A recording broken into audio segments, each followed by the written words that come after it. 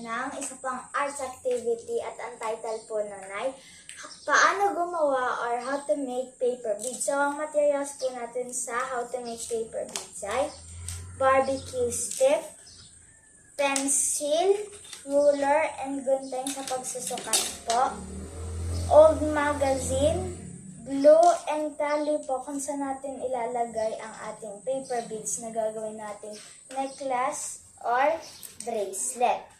So guys, ang sukat po ng ating magazine sa lapad po niya ay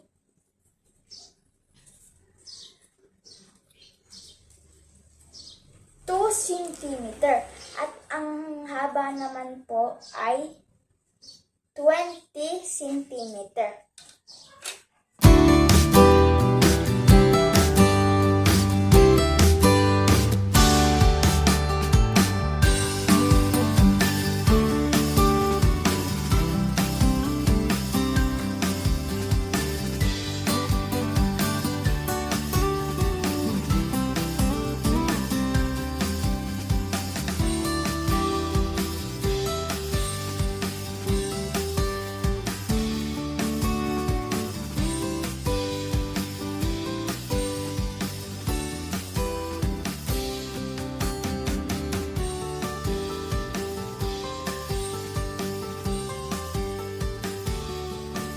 Pagdating po sa dulo natin guys, lalagyan po natin siya ng glue para po hindi siya bumuka.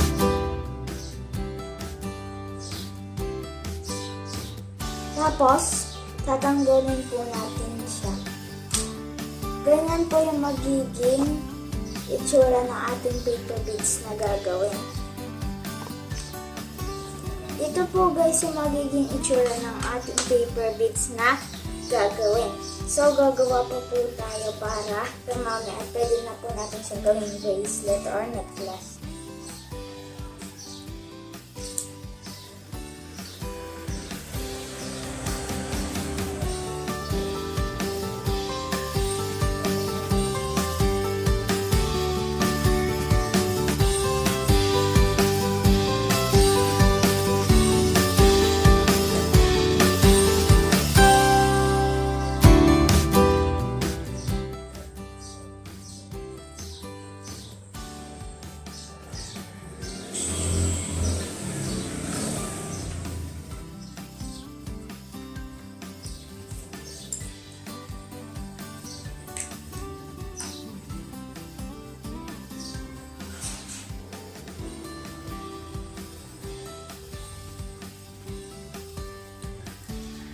Lalagyan po uli natin siya guys sa dulo ng glue para po uli hindi siya bumuka.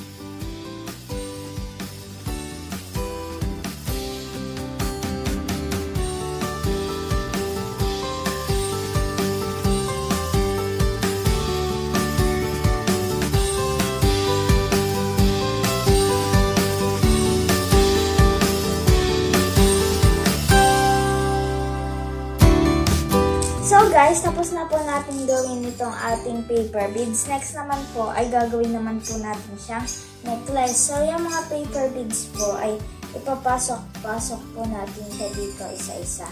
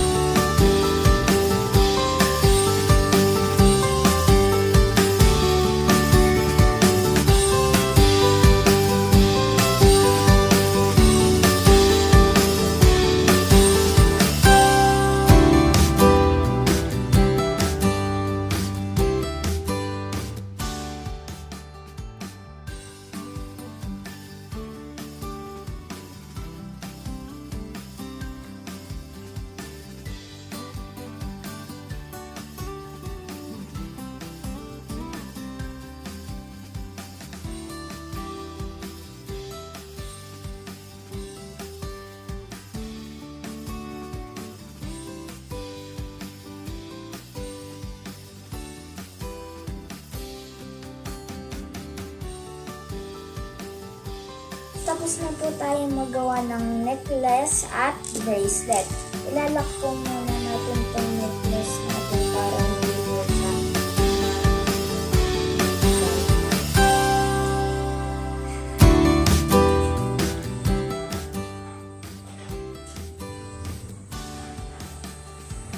Nalak na po natin guys yung ating necklace. So ito po yung itsura ng ating necklace at bracelet.